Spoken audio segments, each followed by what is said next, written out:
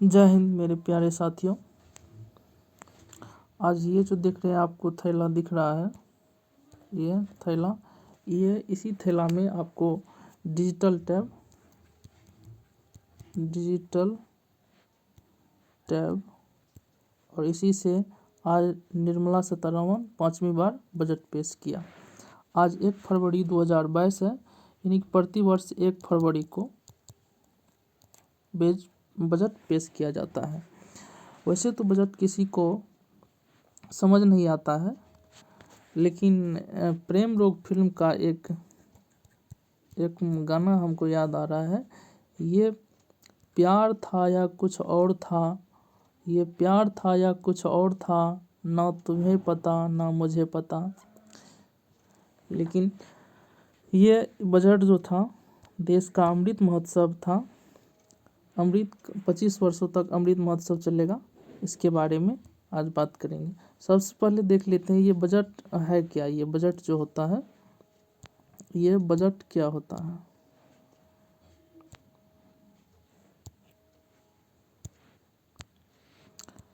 Budget के बारे में जान लेते हैं।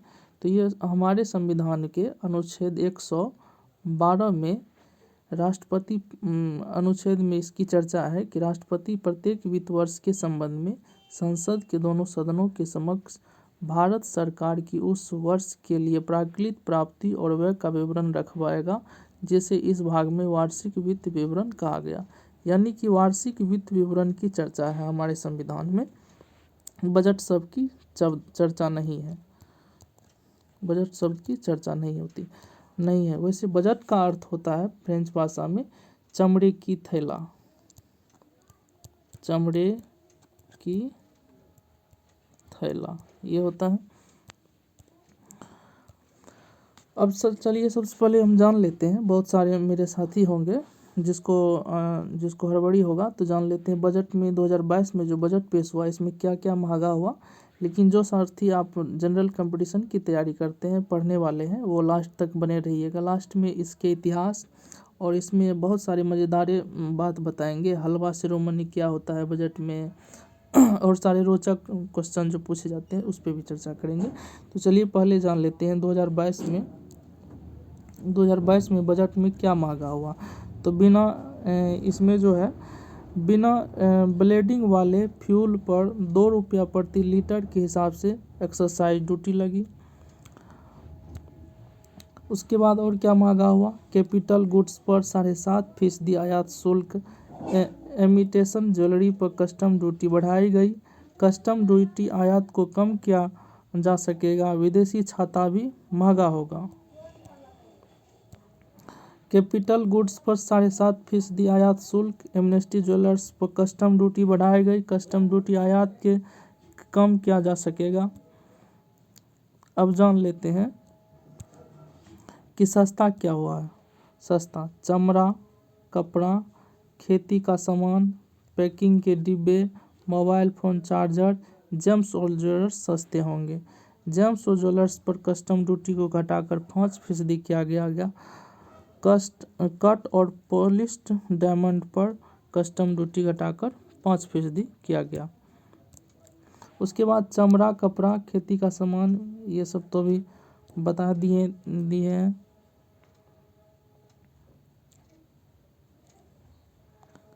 ठीक, उसके बाद जान लेते हैं इंडिया का बजट। अब देखिए और क्या क्या हुआ इसके साथ। हर घर नल से जल के लिए 50,000 रुपया करोड़ घोषणा हुआ। 3.8 करोड़ घर इस योजना से जुड़ेंगे। 1.5 लाख डाकघरों में कोर बैंकिंग सेवा भी होगी। 75 जिला में 75 डिजिटल यूनिट। उसके बाद हमारा अर्थव्यवस्था मजबूती से उभरी है। 60 लाख नई नौकरी देंगे। 60 लाख नौकरी की बात कही गई है इस बजट में। युवा के लिए काफ़ी उम्मीद बढ़ाई है। 30 लाख अतिरिक्त नौकरी देने की क्षमता। LIC का IPO जल्द आने की संभावना की गई है। 5 नदियों को जोड़ने की योजना बनाई गई है। इसमें 62 लाख लोगों को पेयजल मिलेगा। गंगा किनारे 5 किमी का कॉरिडोर बनेगा। पहाड़ी इलाके में परिवहन के लिए पर्वतमाला बनेगा। उसके बाद पीएम गतिशील मास्टर प्लान पर फोकस किया गया है। रोड रेल कनेक्टिविटी पर बड़ा काम होगा। 25,000 किलोमीटर सड़कें बनाने का लक्ष्य रखा गया है।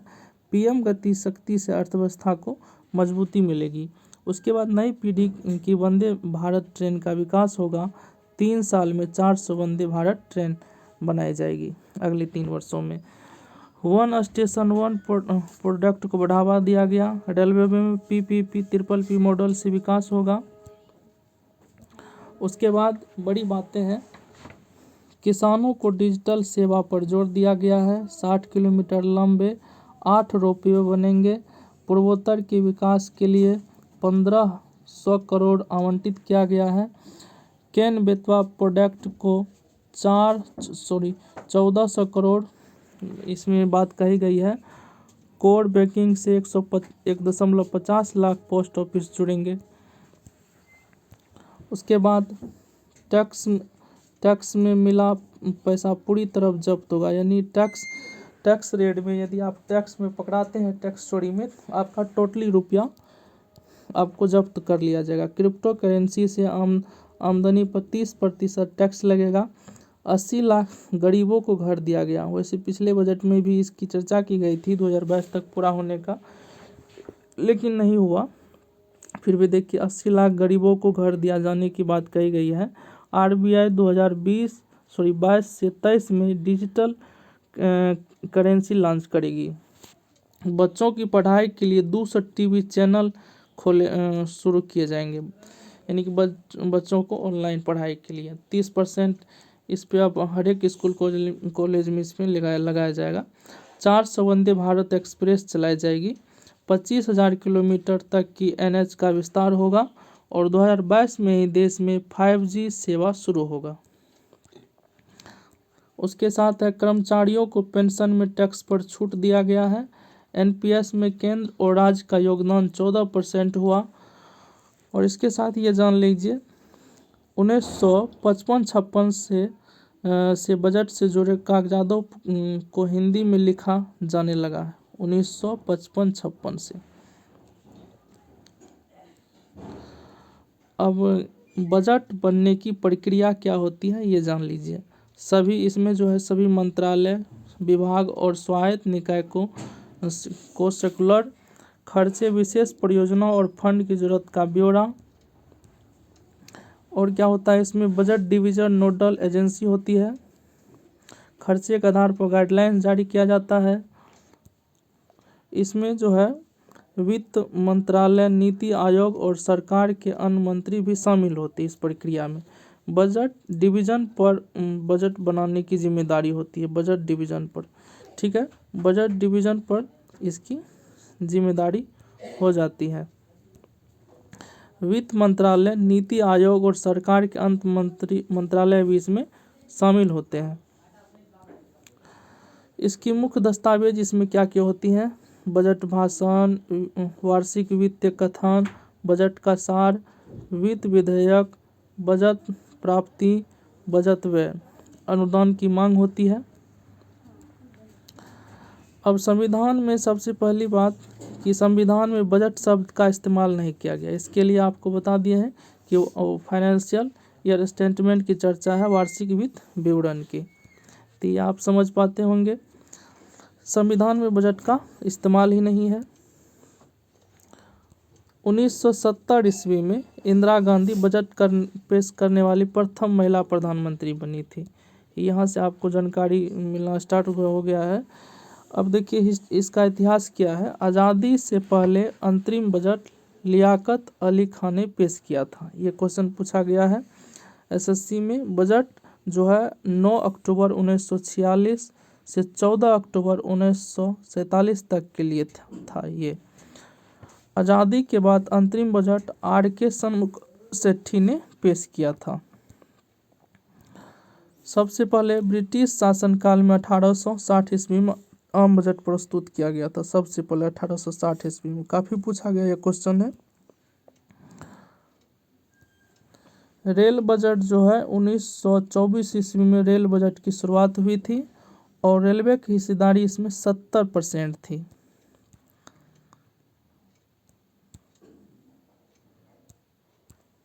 इसमें 70% थे। 1921 ईस्वी में बनी थी एक एकवत समिति। अभी जो एक फोटो आप देख रहे थे वो एकवत था, उसी के नाम से एकवट समिति बनाई गई थी। इस समिति में 10 सदस्य थे। एकवट समिति में पूछा जाता है कि एकवट समिति 1921 ईस्वी में इस बनी थी और इसमें 10 सदस्य होते हैं। सर विलियम एकवट इसके अध्यक्ष ही थे इस कमेटी के। रेल बजट को अलग करने की सिफारिश इसी में किया गया था।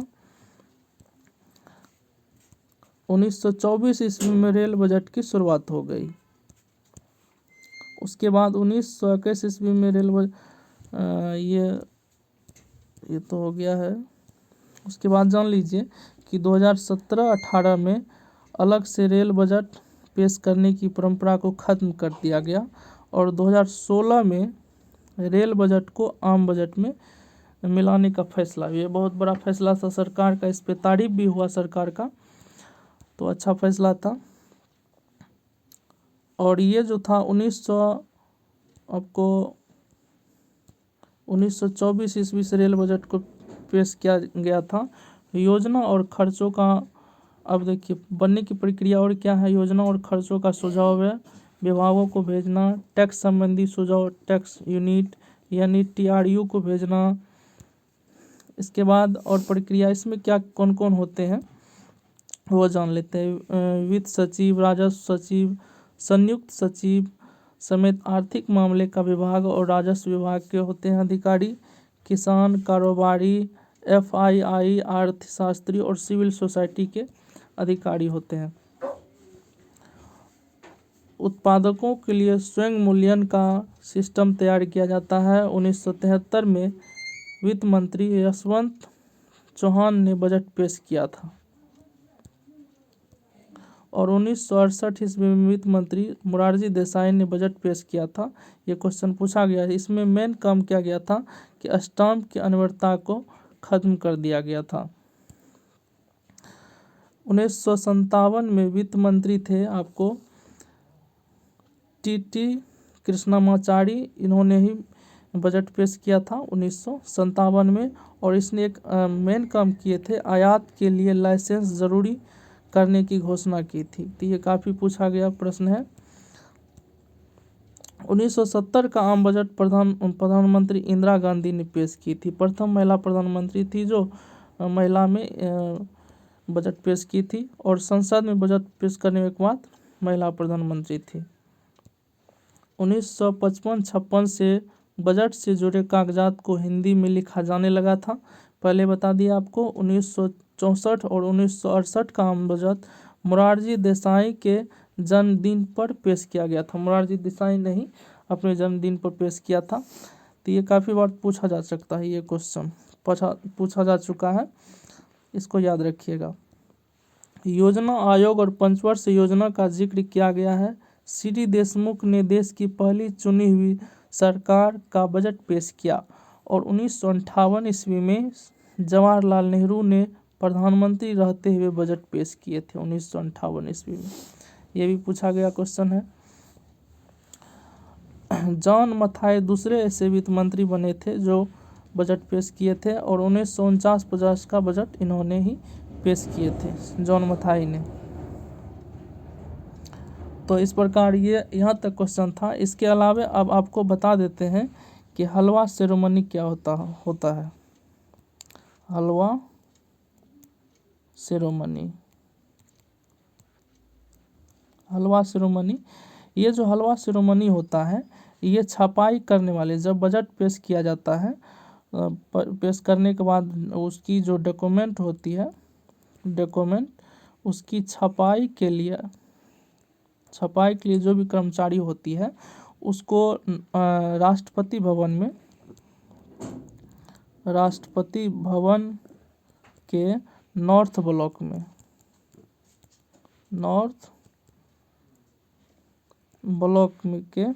में रखा जाता है और इसमें लगभग 15 से 20 अधिकारी छपाई कर्मी होती है। उसको जो है ना लगभग 15 दिनों के लिए पूरे चीज़ से इस सारी उसके घर परिवार से देश से उसकी सारी संपर्क जो है उसको काट दी जाती है। कहने का मतलब ये हुआ कि उसको जो है ना किसी से मिलने नहीं दिया जाता है 15 दिनों तक। और ये पूरा, और इसकी जो शुरुआत होती है हलवा जो कोई काम की शुरुआत के लिए ये हलवा खाना शुभ माना जाता है, तो इसलिए हलवा खा करके छपाई का स्टार्ट करते हैं। और इसलिए इसका नाम हलवा शिरोमणि बजट से। ये पूछा जाता है कि हलवा शिरोमणि किस चीज़ से संबंधित है, तो बजट से संबंधित है, बजट से। ये आप समझ गए होंगे हलवा शिरोमणि क्या होता है। इसके बाद इस बजट में और क्या मेन बात थी कि इनकम टैक्स का ऐलान इसमें नहीं हुआ था। इसमें किसान का 2021-22 में किसान का आय दोगुनी करने की बात थी, वो नहीं हुई, इस पर कोई चर्चा नहीं हुआ। ये वैसे तो इस बजट का उतना अभी तक मध्यम परिवार के लिए फ़ायदे नहीं माना जाता है, लेकिन युवा के लिए इसमें रोजगार की बातें कही गई है, लगभग 60 लाख रोजगार की बातें।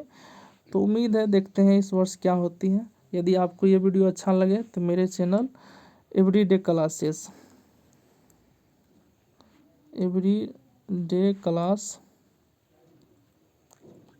सहरसा,